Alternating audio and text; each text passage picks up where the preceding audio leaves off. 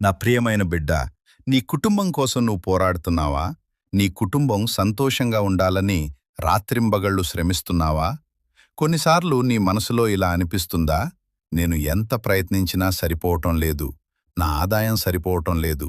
నా కుటుంబాన్ని ఎలా చూసుకుంటాను అని.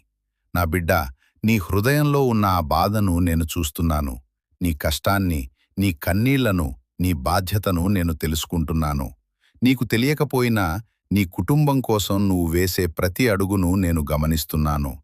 నీ కష్టపడే ప్రతి క్షణాన్ని నేను చూస్తూనే ఉన్నాను. భయపడకు నా బిడ్డ. నీ ఆదాయం సరిపోదని అనిపించే చోట నా నిర్వహణ ప్రారంభమవుతుంది. నువ్వు చెయ్యలేని దాన్ని నేను చెయ్యగలను. నువ్వు తెరవలేని తలుపులను నేను తెరవగలను.